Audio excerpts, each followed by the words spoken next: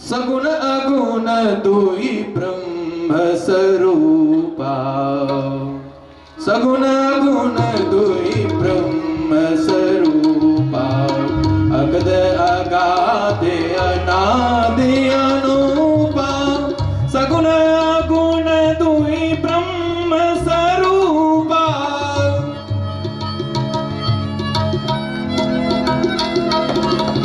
अगद अगाधि अनादि अनूपा। भगवान सगुण भी है, निर्गुण भी है। समय आने पर सगुण बन जाते हैं और समय आने पर निर्गुण भी। भगवान सगुण साकार भी है और परमात्मा निर्गुण निराकार भी है। थोड़ा मध्यम मध्यम चलने दीजिए, काली एक में चलने दीजिए। इसी कड़ी में हमारे बीच में आज इसी उपासना को, इसी भक्ति को ध्यान में केंद्र में रखते हुए हमारे बीच में भागवत भूषण श्रीमद् भागवत के परम विद्वान, परम भागवत जम्मू से पधारे हुए हैं पूज्यपाद श्रद्धेय विजय कृष्ण पाराशर जी महाराज। निवेदन करता हूं उनके चरणों में प्रणति निवेदन करते हुए, समय का ध्यान रखते हुए, पूज्यपाद विजय कृष्ण जी पाराशर।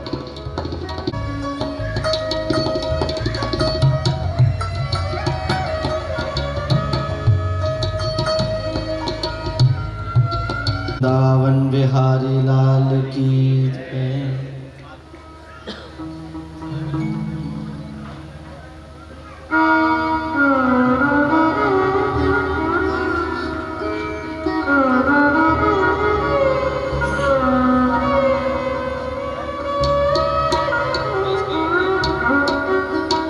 गुरुर्ब्रह्मा गुरुर्विष्णु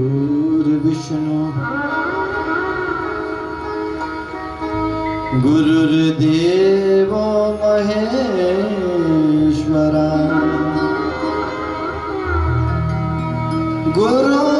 गुरुर्साक्षात् परं ब्रह्म तस्मै श्री गुरुवे नमः। अखंड मंडलाकारं व्यावतं येन चराचरम् तत्पदं दर्शितं येन तस्मै श्री गुरुवे नमः।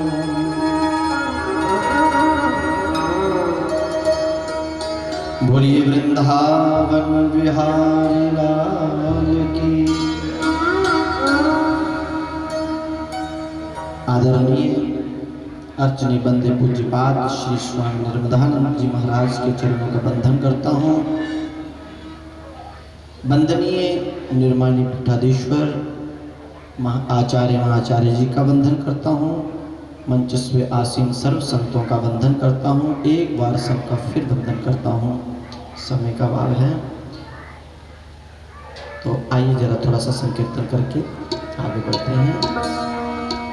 राधे राधे गोविंद गोविंद राधे, राधे राधे गोविंद गोविंद राधे, राधे गोविंद गोविंद राधे, राधे राधे गोविंद गोविंद राधे, राधे राधे गोविंद गोविंद राधे, राधे राधे गोविंद गोविंद राधे, राधे राधे गोविंद गोविंद राधे। ताली बजाकर अपने भाव से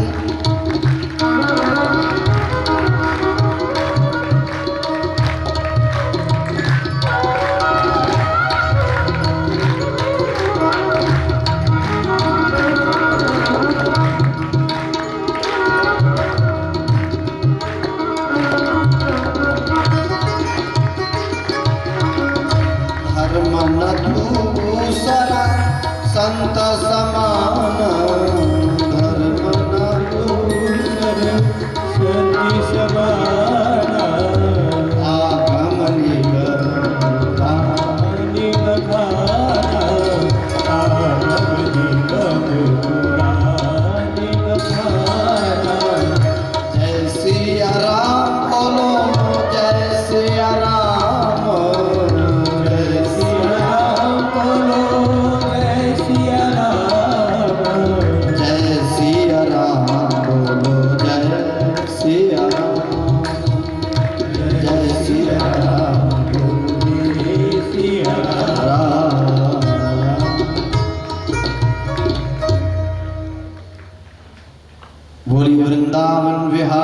लाल की, नर्मदा मैया की।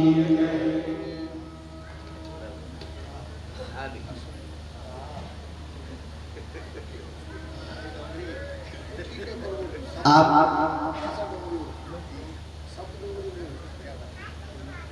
सब संतों के मित्र हैं।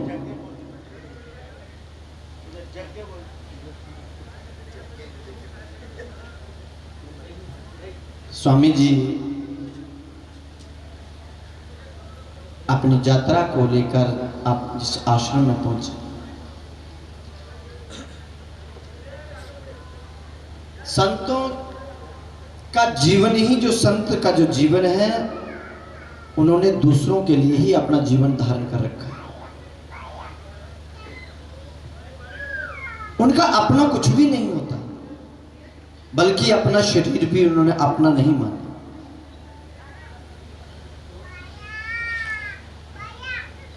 संतों ने कितना बड़ा त्याग है। कुछ लोग तो भले ही कुछ अपने अपने मत हैं कि कुछ कहीं कुछ भी कहें, परंतु देखा जाए तो संतों का बहुत बड़ा त्याग होता है। संसार के लिए उन्होंने अपना जीवन धारण कर रखा है। दांत जीवा दांतों के अंदर है।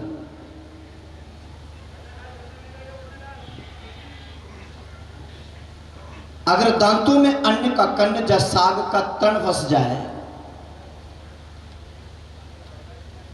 तो जीवा तुरंत पहुंचती है।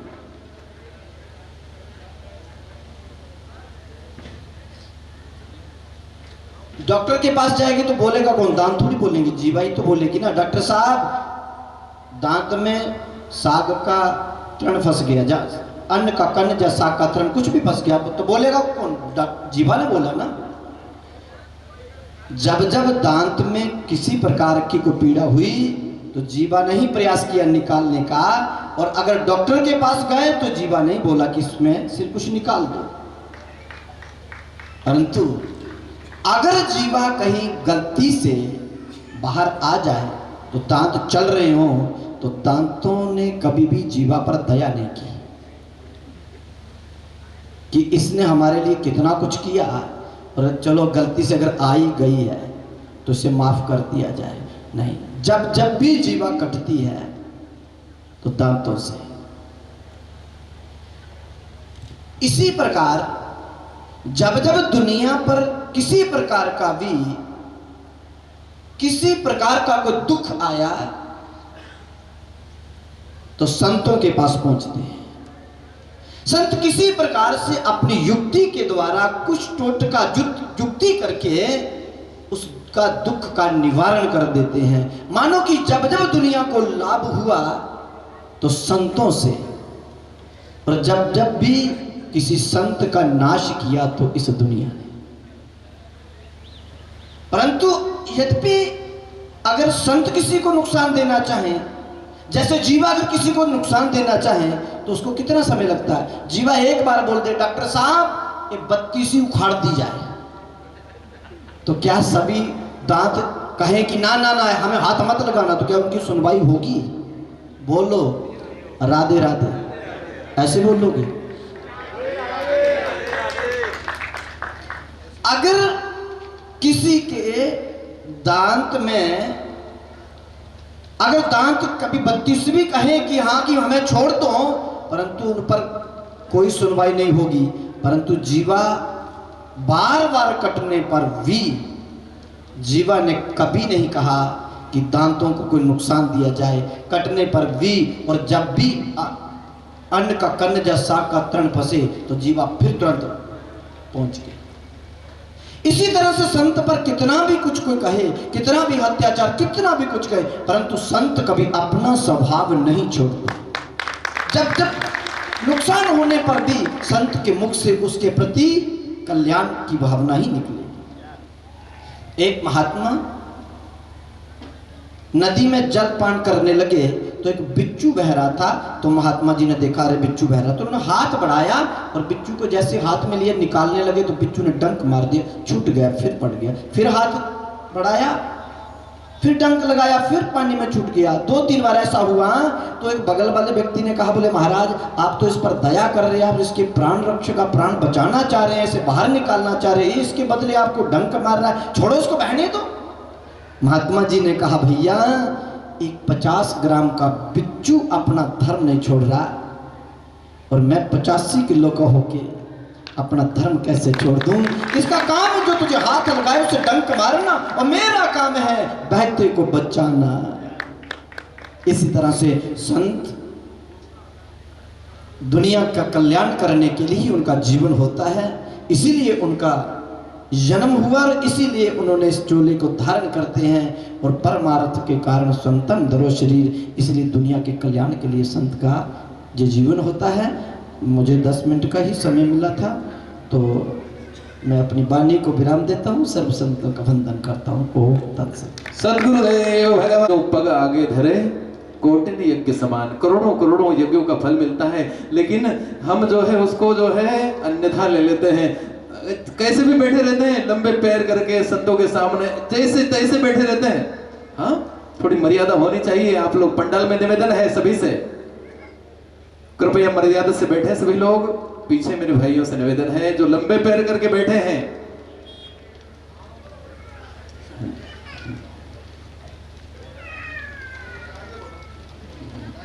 सद्गुरुदेव भगवान की जय। तो मेरे भाई बहन, हमारे बीच में आज तत्ववेत्ता हमारे पास के पूज्यपाद श्रद्धे महामंडलेश्वर स्वामी शिवोह महर्ति जी महाराज जो शिव कोठी ओंकारेश्वर में विराजते हैं, प्रणति निवेदन करता हूं उनके चरणों में। और मैं निवेदन करता हूं उपासना को केंद्र में रखते हुए, और हमें आशीर्वचन कहें। पूज्यपाद पूज्य श्री से मैं निवेदन करता हूं थोड़ा समय का ध्यान रखते हुए 10 मिनट। ओम नमः शिवाय गुरवे शंभवे चिन्मयात्मने सर्वाय सर्वरूपाय सर्वेशाय नमो नमः। ओम नमो गणेश विघ्नेश गिरिजानंदन प्रभो सर्वविघ्न विनाशाय गणाधिपतये नमः। सकल गुण विभेदे नित्यमस्पष्ट रूपम जगति च बहिरंदर भासमानं महिम्ना मनसि च बहिरंदर वांगमनो वृत्ति रूपम परम शिवमनंदानंद सांद्रम प्रपद्ये परम शिवमनंदानंद सांद्रम प्रपद्ये। बोलिए सच्चिदानंद भगवान सर्व शुभंकर सदाशिव शंकर की, दर्शन गंगा मां नर्मदा की, संत समागम की, अनंत कोटि विश्व ब्रह्मांड के सार्वभौमाधीश्वर परम प्राण स्वरूप, परम ध्यान स्वरूप, परम ज्ञान स्वरूप, परमानंद स्वरूप, परम तत्व स्वरूप, परम ज्योति स्वरूप, परम व्योम स्वरूप, परात्पर परमात्मा पर ब्रह्म परमेश्वर परम शिव के श्री चरणारविंद में अनंत कोटि प्रणाम। सर्वेश्वर सदाशिव शंभु के नित्य सत्य सचिव धर्माध्यक्ष सदगुरुदेव भगवान नंदी के चरण कमल में सहस्र कोटि प्रणाम। उपस्थित समस्त संतों के चरणों में सहस्र कोटि प्रणाम। आप सब दिव्य महानुभावों का सादर अभिनंदन वंदन।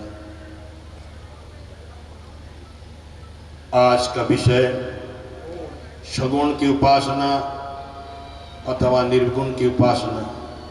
उपासना कैसे की जाए कि व्यक्ति का, साधक का सर्व कल्याण। किम बानेन धनेन बाज करिबे प्राप्तेन राज्येन किम बा पुत्र कलत्रमेत पशुवे देहेन केहेन किम ज्ञाते तत्क्षण भंगुरम सपदिरे त्याज्यम मनो दूरतः स्वात्मार्थम गुरुवाक्य तो भज भज श्री पार्वती पल्लव। कहते हैं ये हमारे पास मकान है, दुकान है, नाम है, पदवी है, अधिकार है, तमाम चीजें हैं, पुत्र है, पुत्री है, दामाद है, सब कुछ है, पर ये सब साथ नहीं देते। इसलिए स्वात्मार्थम गुरुवाक्य तो भज भज श्री पार्वती वल्लभ। भगवान शिव की आराधना तो करनी चाहिए। बात आता है शगुन की निर्गुण। ये छोटी सी कथा में सुनाता हूँ। पांचाल देश का राजकुमार सिंहकेतु अपने अनुचरों के साथ आखेट में गए थे। उनके साथ एक सवर था जिसका नाम था चंड। वह घूमते घूमते एक भग्न मंदिर, शिव मंदिर में पहुंचा। वहाँ एक मसरूम सुंदर चिकना अत्यंत आकर्षक शिवलिंग मिला। वह शिवलिंग लाकर राजकुमार को दिखाया। कहा मैं इसकी पूरा पूजा करना चाहता हूँ, मैं कैसे करूँ? तो उसने कहा तू इसको ले जा, तेरी कुटिया के सामने एक छोटी सी कुटिया है, भगवान के लिए भी बनाया कर, और वहाँ इनको पधारना, विराजमान कराना, और सुबह शाम इनके नहला करके चिता भस्म से लेपन करके इनके सामने नाचना और गाना जय शिव शंकर जय शिव शंकर जय जय जय, इतना। और ले आया पत्थर, ला करके अपनी कुटिया के सामने एक छोटी कुटिया भी भगवान के लिए बना दिया और वहाँ प्रतिदिन पूजा करता रहा। कई वर्ष बीत गए। प्रतिदिन चिताभस्म का लेपन करता रहा। एक बार 7 दिन 7 रात तक लगातार वर्षा होने के कारण उसकी चिताभस्म समाप्त हो नहीं मिला। समग्र वन पर्वत में आसपास में छान मारा, कहीं भी उसको मुर्दा नहीं मिला। बहुत दुखी हो गया, रोता रहा। उसकी पत्नी उसको पूछ रही है, हे स्वामिन आप उदास क्यों हैं, क्यों दुखी हैं? तो उन्होंने कहा कि आज मेरे पास जो चिताभस्म था समाप्त हो गया, इसलिए मैं दुखी हूँ। बोला एक छोटी सी बात है, इतनी बहुत छोटी सी बात है। ये हमारे घर, ये हमारे कुटिया पुरानी हो गई है और मैं भी तो कभी मरने वाला हूँ। मैं घर के अंदर चली जाती हूँ, आप कुटिया को जला दो। जो राख मिलेगी कई वर्षों तक चलेगा। फिर ना करते करते आखिरी में हाँ कहा। सबरी कुटिया के अंदर चली गई और यह आग लगा दिया बाहर से। भगवान को प्रार्थना करती है सबरी, हे भगवान मेरे इंद्रियां पुष्प हैं, हे भगवान मेरे मन पुष्पमाला है, ये मेरे सारे शरीर नैवेद्य के रूप में तुम स्वीकार करो। और उससे जो गंध आएगा वो गंध है, गंध पुष्प धूप दीप नैवेद्य सब भगवान में मेरे शरीर के द्वारा तुमको समर्पित करता। जल गया, उस सबरी जल गई, कुटिया जल गई, राख मिला। उस राख से सबर ने भगवान की आराधना किया, पूजा की। पूजा के बाद आरती करके जब नाचने लगा, जय शिव शंकर जय शिव शंकर जय शिव शंकर जय जय जय जय शिव शंकर जय शिव शंकर जय शिव शंकर जय। गा रहा है मैंने उसको, फिर गाने के लिए नाचने के लिए उसको साथी भी तो चाहिए है। सबरी को पुकारा, सबरी, और पीछे देखा सबरी खड़ी है सबरी। तो सबरी को कहता है सबर, बोला तू तो मर गई थी, तू तो जल गई थी। बोला मुझे पता नहीं, मैं जब जली तो भी मुझे पता नहीं, और आपने पुकारा मैं भी यहाँ खड़ा हूँ, मुझे पता नहीं। उसी समय दिव्य विमान आया। अब विमान आया सशरीर, उनको भगवान के शिव के दूत ले आए और लेके भगवान के चरणों में अर्पित। इसलिए कहते हैं सगुण उपासना हो निर्गुण उपासना हो। द इंडिस्पेंसेबल फेनोमेनन जो है, सबसे बड़ा जो अनिवार्य चीज है भाव। कांति से शांति मिलाते चलो, मन की भ्रांति मिटाते चलो, ज्ञान की गंगा बहाते चलो, भक्ति की यमुना बहाते चलो, हिमालय रूपी वेद तीर्थ से नाम की रोशनी निकालते चलो। अविनाशिनी भक्ति आएगी बह के, मिलेगी गंगा में प्रेम के प्रयाग पे। मिट जाएगी मेरी तेरी अपनापन, आत्मा ही आत्मा न रहेगा मन। आओ मेरे दोस्तों रट ले राम, उससे हो जाएगा शिव का काम। पर ब्रह्म का तो एक ही स्वरूप है, निर्गुण निर्विशेष अलेख अरूप है। भक्त का भाव से रूप बनता है, अपना भाव को बढ़ाते चलो, शिव या राम कुछ रटते चलो। इसलिए कहते हैं, हमने एक सन 1988 में कविता लिखा था जिसका नाम है कर्मेंट शिवराम। ओम शिवराम ओम शिवराम ओम शिवराम ओम। Prepare your ground, reject gold, mount to catch sooner spiritual train. To catch sooner spiritual train. Igta karmani sannivishta, janori yesham khalu bharatisti, tishwarga moksha bhayalagam. We are fortunate to having been endowed with the birth in Bharatvarsh. Bharatvarsh में हमारा जन्म हुआ है। ये 7 द्वीपों में सबसे महान वर्ष अगर कुछ है तो भारतवर्ष। और भारतवर्ष में मध्य भारत, और मध्य भारत में नर्मदा खंड, और नर्मदा तट में जो हम लोग आज बैठे हैं, हम महान हो गए। तो हम सब धन्य है, हम महान हैं, और हम ही महान संतों को सुनते सुनते और महान भी बन सकते हैं। हमारे ज्ञान बढ़ेगा। मैं धन्यवाद देता हूँ। आज भी मैं कल तो बीमार पड़ गया था, आज भी मैं बीमार था, फिर भी मुझे ये नर्मदा खंड और नर्मदानंद जी का जो आदेश था उसको मानने के लिए, पालन करने के लिए मुझे आना पड़ा। मैं बार बार धन्यवाद देता हूँ, संतों के चरण पुनर्बार नमन करता हूँ। और पूर्णमदः पूर्णमिदं पूर्णात् पूर्णमुदच्यते पूर्णस्य पूर्णमादाय पूर्णमेवावशिष्यते। ओम शांति शांति शांति। इसी बीच इसी कड़ी में जो है हमारे शासन के द्वारा, मध्य प्रदेश सरकार के द्वारा यश नारीषु पूजन्ते रमणते तत्र देवता, नारी सम्मान का एक कार्यक्रम चल रहा है मध्य प्रदेश शासन की तरफ से। तो हमारे बीच में हमारे टीआई साहब श्री जमरा साहब और उनके साथियों के साथ में यहाँ पर अभी थोड़ा सा एक शपथ विधि होगी आप सभी के बीच में। तो इसी कड़ी में जो है, इसके पहले मैं निवेदन करता हूँ, इसी उपासना को ध्यान में रखते हुए उपासना कैसी की जाए। वैष्णव की उपासना पद्धति जो है वो 5 प्रकार की होती है। सबसे पहला उसमें आता है अभिगमन, यानी भगवान के प्रति अभिमुख होना। दूसरा उपादान यानी पूजार्थ सामग्री, और तीसरा जो है इच्छा यानी भगवान की पूजा करना, साकार भगवान की। और उसके बाद में स्वाध्याय यानी ग्रंथों का मनन करना। और उसके बाद में आता है योग, जिसमें यम नियम आसन प्राणायाम प्रत्याहार धारणा ध्यान समाधि इसके अंतर्गत आता है। इसी बीच में हमारे बीच में हमारे टीआई साहब पधारे हुए हैं। मैं निवेदन करता हूं उनसे, अभी यश नारीषु पूजन्ते रमणते तत्र देवता, जहां पर नारी का सम्मान होता है वहां पर देवताओं का वास होता है, ऐसा ग्रंथों में भी हमारे महापुरुष भी कहते हैं। तो मैं टीआई साहब से निवेदन करता हूं आगे का जैसे भी उनका मार्गदर्शन आदेश।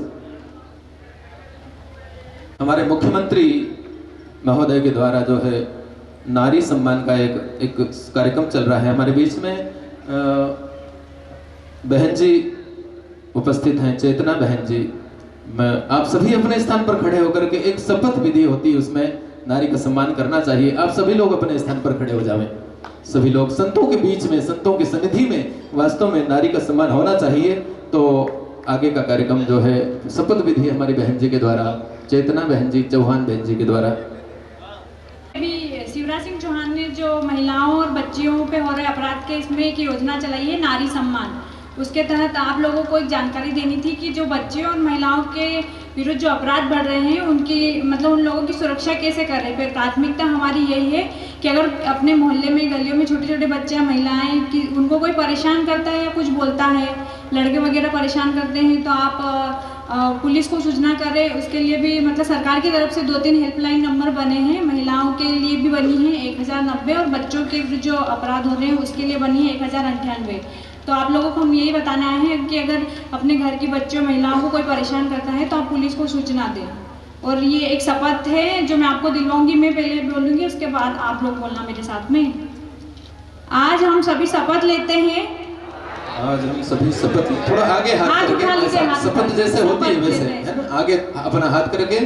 हाँ, आज हम सभी शपथ लेते हैं कि आज हम सभी शपथ लेते हैं कि हम नारी का सम्मान करेंगे हम नारी का सम्मान करेंगे एवं उनके साथ किसी व्यक्ति द्वारा एवं उनके साथ किसी व्यक्ति द्वारा छेड़छाड़ या अन्य प्रकार का अत्याचार छेड़छाड़ या अन्य किसी प्रकार का अत्याचार करने पर उसका विरोध करेंगे करने पर उसका विरोध करेंगे और दूसरे लोगों को भी नारी की सुरक्षा हेतु जागृत करेंगे नारी की सुरक्षा हेतु जागृत करेंगे और हम उनकी सुरक्षा का ध्यान रखेंगे और हम उनकी सुरक्षा का ध्यान रखेंगे और कोई भी घटना होने पर तत्काल पुलिस को सूचना करेंगे और कोई भी घटना होने पर इस प्रकार की हम पुलिस को तत्काल सूचना करेंगे। जय हिंद। जय हिंद। धन्यवाद। तो जिस प्रकार से आप लोगों ने सभी ने शपथ ली है नारी के सम्मान में और मातृत्व शक्ति का हम लोग जीवन पर्यंत रक्षण हो, इसी भावना से जिस संकल्प को हमने संकल्प किया इस संकल्प को हम सब मिलकर के पूरा करेंगे। और शासन और प्रशासन का जो दायित्व है उससे ज़्यादा दायित्व प्रत्येक मानव का होता है और प्रत्येक मानव के मन में नारी शक्ति के प्रति प्रेम हो, वात्सल्य भाव हो। पुलिस को सूचना तो करनी है लेकिन उसके पहले हमें मदद करनी है। जय हिंद, वंदे मातरम। बैठ जाए सभी। आपने इसका सम्मान किया है। वास्तव में पुलिस की आवश्यकता भी न पड़े और हम जो है नारी का सम्मान करें, ऐसी कोई वारदात होने न पावे, इसका बहुत ध्यान रखना हमारी जवाबदारी है। ये सभी महापुरुषों को हमें सुनना है।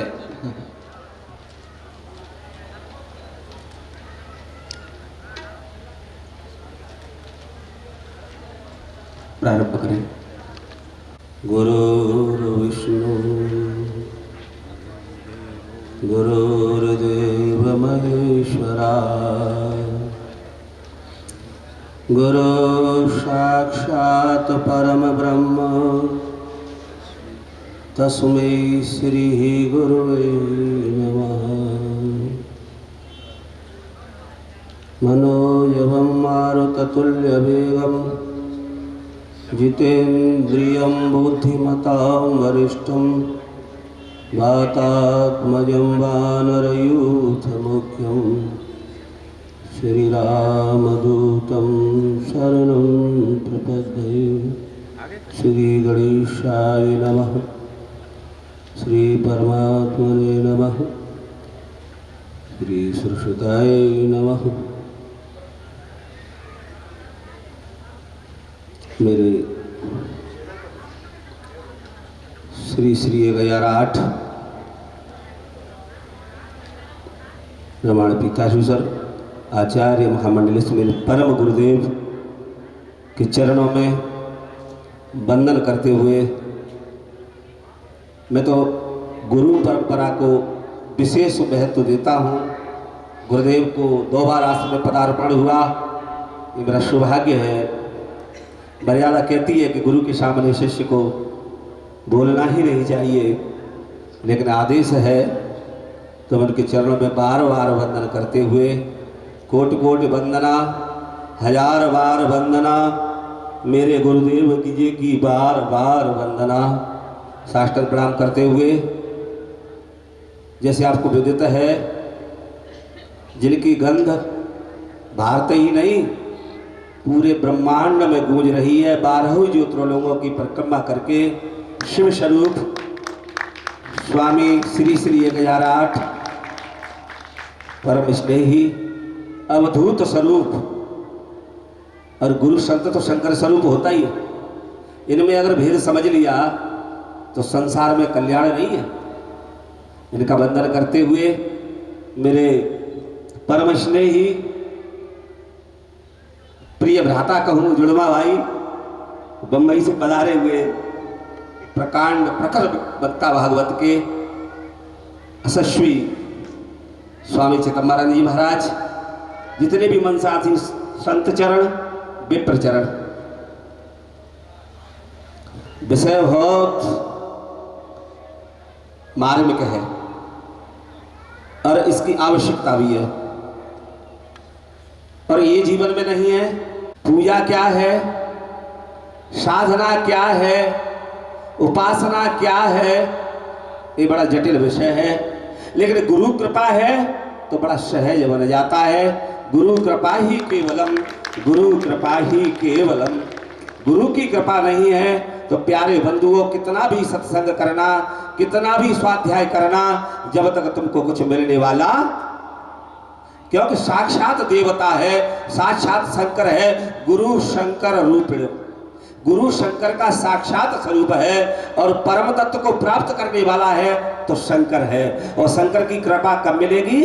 जब गुरु कृपा होगी, तब शिव कृपा होगी, और शिव कृपा होगी तो सारे तत्व अपने आप समझ में आ जाएंगे। जैसे समझिए पूजा, पूजा क्या है? किसी को सम्मान देने की क्रिया को पूजा कहा जाता है। चाहे वो ब्राह्मण हो, संत हो, माला पहनाना, तिलक लगाना, आरती उतारना, और पूजा से प्राप्त करने का कोई औचित्य भी नहीं है और कोई आशा करनी भी नहीं चाहिए। पूजा का मतलब है किसी को सम्मान देने की क्रिया को पूजा कहा जाता है, पूजा कहा जाता। उपास साधना, साधना और ऊंची बात है। समय का अभाव है और मैं ज्ञानी भी नहीं हूं, और गुरुजी जहां बैठे हों तो सूर्य के सामने जुगनू क्या काम कर सकता है? तो साधना, शरीर साधयति साधक, पहले अपने आप को साधना होगा, पहले अपने आप को मरना होगा, पहले अपने आप को सड़ाना होगा, तब बीज उन्नत होगा। आपने देखा होगा पीपल का बीज कितना नाजुक होता है, बारीक होता है ना, लेकिन विशालता छिपी होती है। इसीलिए तुम्हारे अंदर भी वही विशालता है, लेकिन पहले अपने आप को सड़ाना पड़ेगा, गुरु शरणागत में जाना पड़ेगा, और गुरु जैसे चाहेगा जैसे उस बीज को उस मिट्टी में मिलना पड़ेगा। सेवा के द्वारा, साधना के द्वारा, समर्पण के द्वारा जब साधना में परिपक्व हो जाएगा तब वो उपासना का अधिकारी होता है। उपासना समीप आ जाना, एक दूसरे में समाहित हो जाना, एक दूसरे में भेद नहीं रहना, इसी को उपासना है। और उपासना में पारंगत हो गए तो फिर तुम वही हो जो वो है। गीत देह तज धरि हरि रूपा, तुम भी वही हो। इसीलिए सिया राम मैं सब जग जानी, करो प्रणाम जोर जोग पानी। सब घट मेरा साइया, खाली घटना कोई, धन्य तागट तागट प्रगट। लेकिन वो प्रकट तभी होगा तब परमपिता परमात्मा सदगुरुदेव की कृपा होगी, और उपासना में तुम पारंगत हो जाओगे। एक सिद्धि, दूसरी सिद्धि, और पूजा, फिर साधना, तब उपासना। और वहां पहुंचते पहुंचते फिर बीज का नाम ही खत्म हो जाएगा, वो वृक्ष बन जाएगा। और मैं यही कामना के साथ अपनी वाणी को विराम देता हूं। आप महापुरुष बैठे हैं, आपको बड़े तरीके से समझाएंगे। बोलिए सदगुरुदेव भगवान की, सदगुरुदेव भगवान। परम पूज्य, समय का ध्यान रखें। परम पूज्य स्वामी आचार्य स्वामी महानिर्वाणी पीठाधीश्वर पूज्य स्वामी नर्मदानंद जी महाराज, जम्मू से पधारे हुए पूज्य विजय कृष्ण जी महाराज, और मंचासीन समस्त पूज्य चरण को सादर प्रणाम।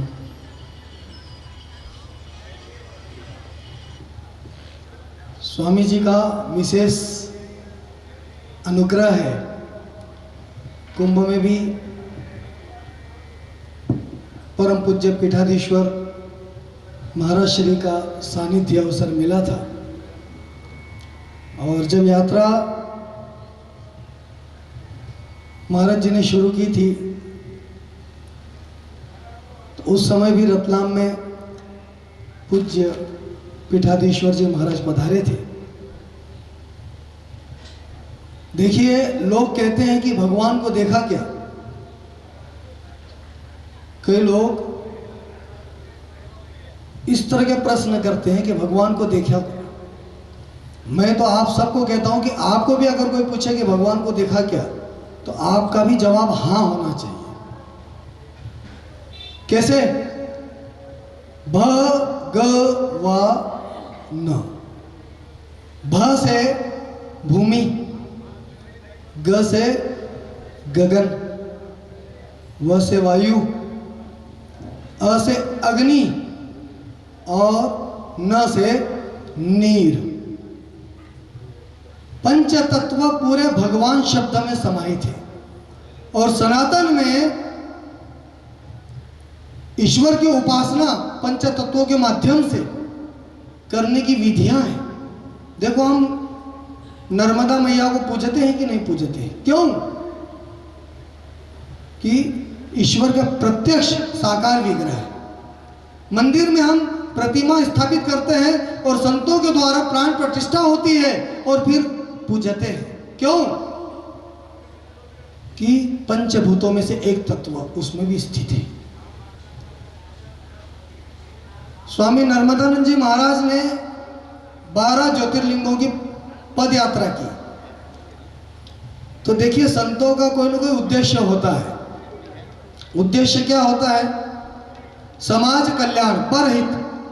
परहित सरिस धर्म नहीं, पर पीड़न सम नहीं अधर्म। धर्म की व्याख्या ही परहित में, सबके हित में समाहित है। तो परहित की भावना से संतों के हर कर्म होते हैं, चाहे यज्ञ याग हो, चाहे तप हो, उपासनाएं हो, उन सब के पीछे कहीं न कहीं जन कल्याण की भावना छुपी होती है। तो जैसे कल आप बता रहे थे कि जल, जंगल, जल, जंगल और जमीन। और वास्तव में देखा जाए तो पर्यावरण आज के समय में इतना दूषित हो रहा है कि तीनों के तीनों विकृत होते जा रहे हैं। जंगल समाप्त होते जा रहे हैं, कंक्रीट के जंगल पैदा होते जा रहे हैं, बढ़ते जा रहे हैं।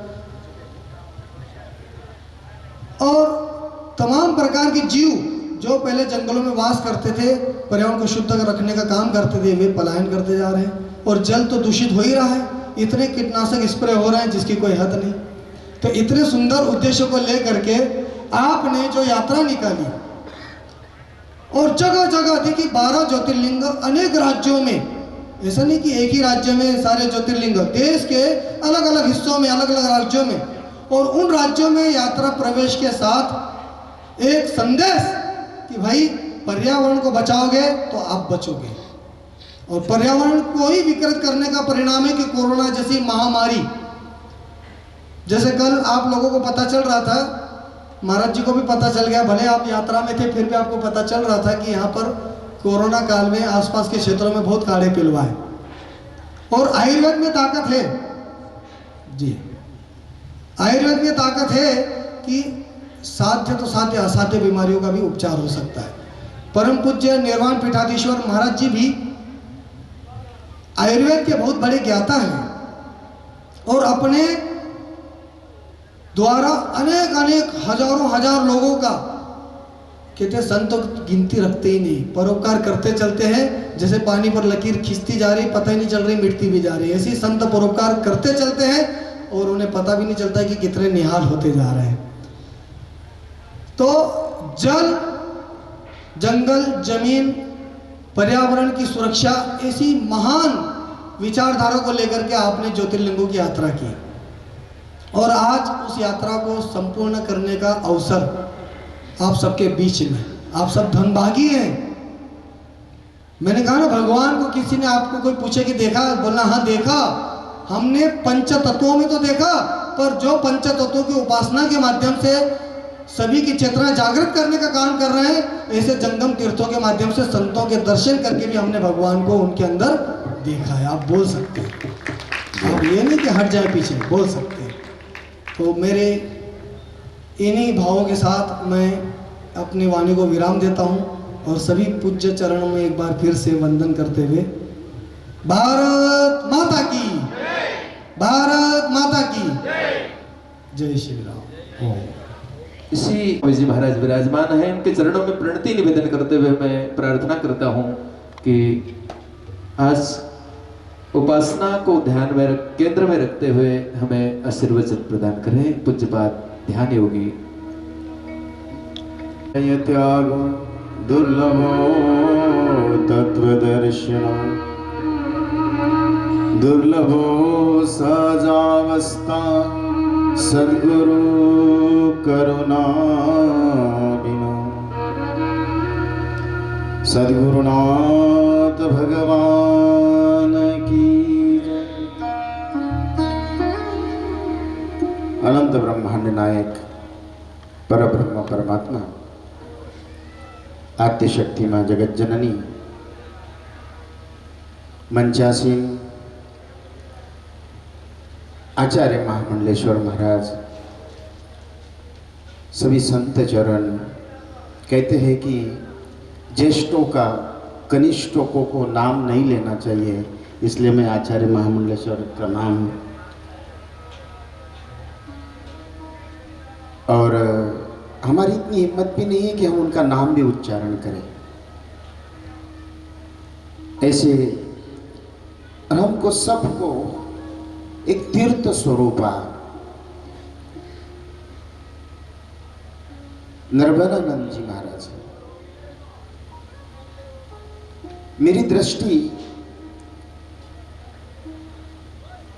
12 ज्योतिर्लिंग 52 शक्तिपीठ सप्तपुरिया चारों धाम, इसके प्रति जो आपके भावना है, मेरा मन ऐसा ही नर्मदानंद जी की महाराज जी के लिए भी ऐसा ही भाव उत्पन्न होते हैं कि वो भी उसी तीर्थ के समान है, क्योंकि स्वयं तीर्थ ही संत भी एक तीर्थ का प्रतिनिधित्व। अब उन कथाओं में बहुत लंबी कथाएं हो सकती है, बहुत लंबी विषयांतर हो सकता है। मैं थोड़ा जिस विषय के ऊपर चिंतन करना चाहता था,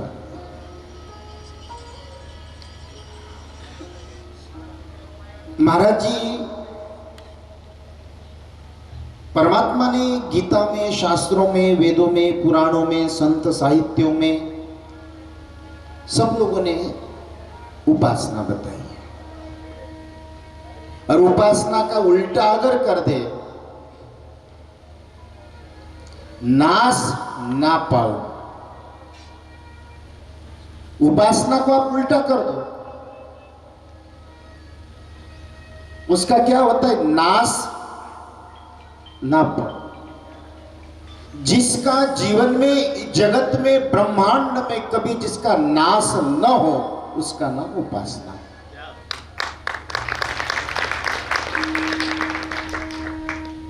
और वास्तविकता में सत्य है, जिसने उपासना की है, चाहे सतयुग से लेके अभी तक की अगर उपासनाएं देखे, राजे महाराजे समाप्त हो गए, लेकिन उपासना करने वाले आज भी जीवित हैं।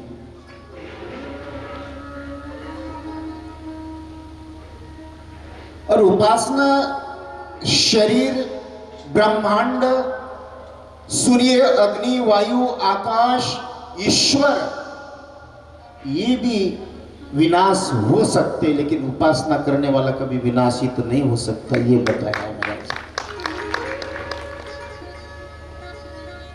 अब उपासना कैसी करना चाहिए, किसकी करना चाहिए, क्यों करना चाहिए, काय के लिए करना चाहिए?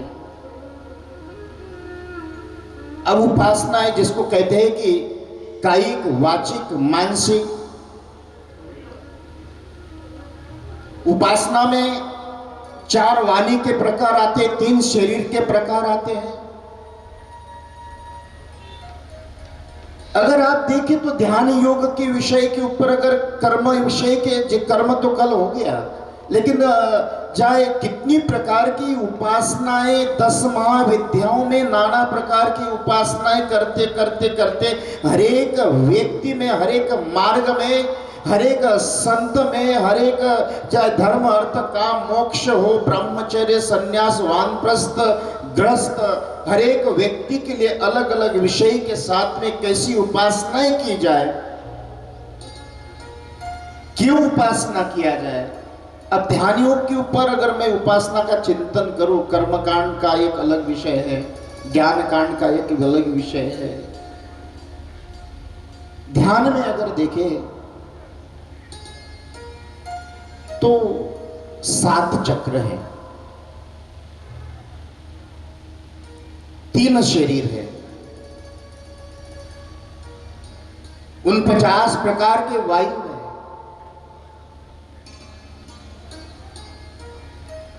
अब एक एक विषय के ऊपर अगर हम चिंतन, उसमें मूलतः 3 जो नाड़ियों का वर्णन आता है, उसमें जो 9 नाड़ियां आती हैं, स्थूल सूक्ष्म श्वास आता है। रोज एक बार एक व्यक्ति कम से कम 21,600 श्वास लेता है। 350 हड्डियां है, 72,000 नाड़ियां हैं।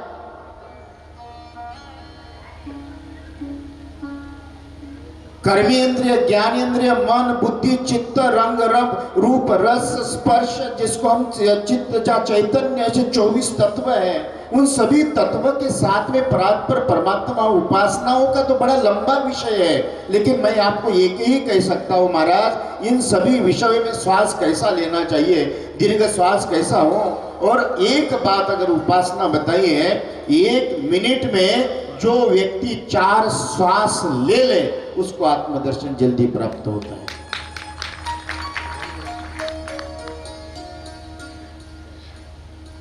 एक मिनट में कम से कम 15 श्वास व्यक्ति लेता है, इसलिए 21,600 श्वास होते हैं। लब्जा, मूलाधार, स्वादिष्ठान, मणिपुर, अनाहत, विशुद्ध, आज्ञा, सहस्त्रदाल, उनचक्र, लम, वम, रम, यम, हम, उम, ओम, ये जो इनके बीजात्मक, उनके नाना प्रकार की जितनी पंखड़ियां आती है, उन सभी पंखड़ियों के साथ में अगर हम चिंतन करते हुए इतना करते करते करते कई सालों बीत जाते हैं, लेकिन ये गुरु कृपा के बिना संभव भी नहीं है। दुर्लभो विषय त्यागो, दुर्लभो तत्व दर्शना, दुर्लभो सहज अवस्था, सदगुरु करुणा बिना। सदगुरु का आश्रय। और मैं आपको ये कहता हूं, सारी उपासनाओं के विषय में घंटों समय निकल सकता है, इसमें बहुत छिलके निकल सकते हैं, बहुत चिंतन हो सकता है, लेकिन आपको एक ही बात बोल सकता हूं, चाहे कर्म कांड हो, ज्ञान कांड हो, उपासना कांड हो, चाहे 10 महाविद्याएं हो, नाना प्रकार के मंत्र हो, लेकिन नर्मदानंद जी महाराज जैसे एक बार हाथ भी रख दे तो जन्म जन्म तर जाए। यही उपासना है। क्या उपासना है? किसको उपासना कहते हैं? किसको उपासना कहते हैं? अरे महाराज, ना हम लोग देखो, ना हम लोग सद्गुणी है पूर्ण, ना दुर्गुणी है। 6 दुर्गुण है और 26 सद्गुण बताए शास्त्रों ने।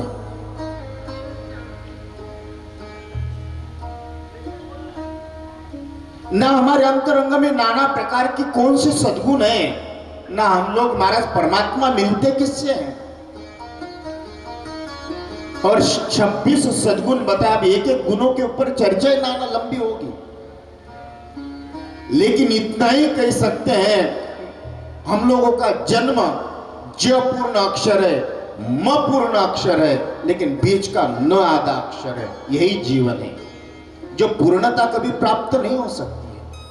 आकाशात पतितम तोयम, जिस तरह से नदी की पूर्णता समुद्र में जाकर पूर्ण हो सकती है, इसी तरह से व्यक्ति की पूर्णता, आत्मा की पूर्णता किसी नर्मदानंद जी जैसे संत महात्मा में जाकर मिलने से ही हो सकती है महाराज। यही जीवन की सत्यता।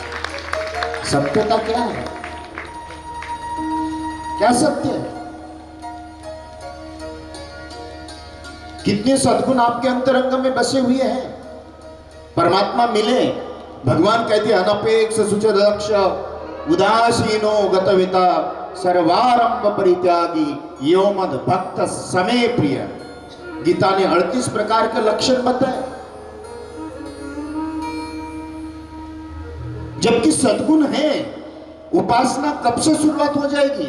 आप लोगों को लगता होगा हमारे अंतरंग में कोई सद्गुण नहीं है, लेकिन जिस दिन आपके मन में उत्पन्न हो जाए कि मेरा अच्छा हो जाए, यही उपासना है। किसी सद्गुरु के सानिध्य में बैठना, यही उपासना है। उपासना किसको कहते हैं? भगवान कहते हैं सततम कीर्तयन्तो मां ये जना परि उपासते। सतत का कोई अखंड नहीं, खंडित नहीं। कहते हैं कि महाराज मासिक रोज दैनिक जाप, मासिक जाप, पाक्षिक जाप, छमासिक जाप, वार्षिक जाप, ऐसे कई प्रकार के जाप आते हैं। लेकिन परमात्मा ने कहा किसी भी क्षेत्र में आपको अखंड का सतत, चाहे ज्ञान में जाए, उपासना में जाए, ध्यान में जाए, कर्म कांड में जाए, सततम कीर्तयन्तम, सतत, जिसके जीवन में सातत्य हो, चाहे कि भाव कुभाव अलख आलसु नाम जपत मंगल दिस दस हो। अरे महाराज, आप अपने दुर्गुणों को मत देखिए, ना सद्गुणों को देखिए। जिस तरह से गाय का बछड़ा अपने मां के दुग्ध के स्तन में मुंह लगाते ही उसमें से दुग्ध चालू हो जाता है और गाय अपने जीवा से चाटती है, उसको साफ कर देती है। इसी तरह से जिस दिन आपके मुख में राम का नाम उत्पन्न चालू हो जाए, उसी दिन से आपके पापों का परमात्मा विनाश करते हुए परम पद प्राप्त कराने का कार्य ईश्वर करता है। क्यों नहीं करे? इसलिए महाराज, मैं परमात्मा से यही कहता हूं कि अपने जीवन में कुछ, जिस अच्छे लोगों का भूतकाल हमारे लिए वर्तमान हो और अच्छे लोगों का वर्तमान हमारे लिए भविष्य हो। गुप्तानंद जी महाराज से लेके राजानंद जी महाराज तक इन्होंने जो किया वो हमारे लिए अभी वर्तमान है। राजानंद जी महाराज, इन लोगों ने, सब लोगों ने, नर्मदानंद जी महाराज ने जो किया, ये हमारे लिए, उनका भूतकाल हमारे लिए वर्तमान है। और अभी जैसे हैं ऐसे हमको बनने के लिए ये इनका जीवन हमारे लिए भविष्य है। यही जीवन की सत्यता है। उस पराग पर परमात्मा की प्राप्ति करने के लिए साधन जो मीरा ने कहा, पायो जो मैंने राम रतन धन पायो। कबीर कहते हैं, मोको कहां ढूंढे रे बंदे, मैं तो तेरे पास में हूं। कहत कबीरा सुन भय साधो, मैं तो तेरे विश्वास में हूं। विश्वासम फलदायक श्रद्धाव लभते ज्ञान। उस पराग पर परमात्मा के प्राप्ति करने के लिए महाराज नित्यम ध्यायन्ते, निरंतर ध्यान करते हुए आप भले ही आपका तन कहीं पर भी हो, लेकिन मन एक जगह पे। रामायण की कथा आकर ज्यादा लंबा समय की परिधि मैं भी समझता हूं, मुझे भी जाना है, लेकिन रामायण में एक दृष्टांत याद आता। युद्ध समाप्त हो गया, सब अयोध्या में आ गए। भगवान राम ने कहा, सारे वानर सेनाओं से सबसे संवाद करते हुए एक दिन भगवान राम सारे वानर सेना से कहते, अब तुम किष्किंधा चले जाओ। लक्ष्मण को अचानक लगा कि भैया ये क्या कर रहे हैं, हमारे साथ में कोई रहा नहीं। लेकिन लक्ष्मण जी महाराज कहते, भैया वानरों ने हमारा साथ दिया और आज आप अयोध्या से किष्किंधा भेज रहे। बोले कोई नहीं, जाने दो। बोले क्यों? भगवान राम एक ही कहते, लक्ष्मण ये सारे वानर शरीर से तो अयोध्या में है, मन से किष्किंधा में है। अच्छा है शरीर इनका किष्किंधा में रहे और मन अयोध्या में रहे, यही उपासना जिसकी हो। उस पराग पर परमात्मा कहाँ है? उस ईश्वरत्व को प्राप्त करने के लिए, उस ईश्वर की साधना करने के लिए। और भक्ति 9 प्रकार की बताइए। कोई तंत्र मंत्र यंत्र जंत्र तंत्र खंत्र में मत पड़ना।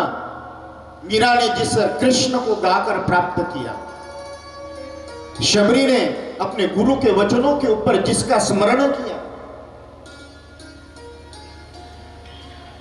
चाहे कबीर हो, हरिदास हो, रविदास हो, तुलसीदास हो, ज्ञानेश्वर, एकनाथ, नामदेव, सूर, नरसिंह मेहता, इन्होंने जो मार्ग अपनाया है उसी मार्ग के ऊपर चलते हुए अपने जीवन की उत्कंठता, आह्लादता, आनंदता, समर्पितता अगर आपके हृदय में प्राप्त है तो उस पराग पर परमात्मा की प्राप्ति करने के लिए कोई कठिन नहीं है।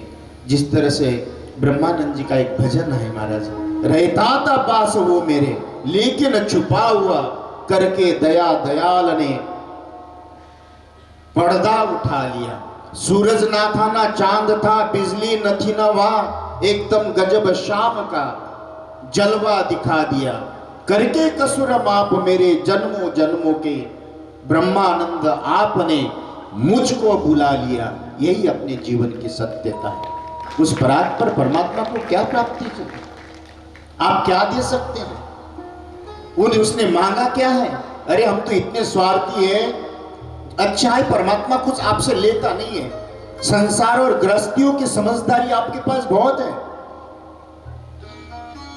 पूजा के थाली में फटे हुए नोट कैसे चढ़ाए जाए उसका ज्ञान तो आपके पास में है। सारा ज्ञान आपके पास में है। अच्छा मुझे बताओ कितनी समझदारी है। एक मुझे आपको रास्ता आपको बताता हूं मैं। आप रास्ते में चल रहे, और रास्ते में चलते चलते रावण की मूर्ति पड़ी है और राम की मूर्ति पड़ी है। आप किसकी मूर्ति उठाओगे?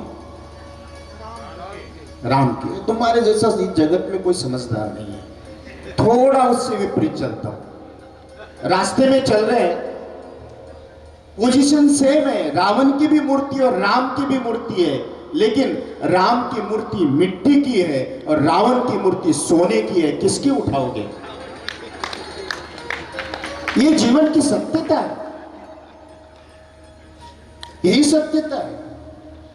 उस परात पर परमात्मा का आश्रय प्राप्त करने के लिए तमेव गच्छम शरणम सर्वभावेन भारत। शरण गए प्रभु ताहु न त्यागा। भगवान कहते हैं करहो तीन की सदा रखवाली। अरे आप उस परात पर परमात्मा का स्मरण करें। यशा स्मरण मात्रेन हरि चित्त समाश्रय।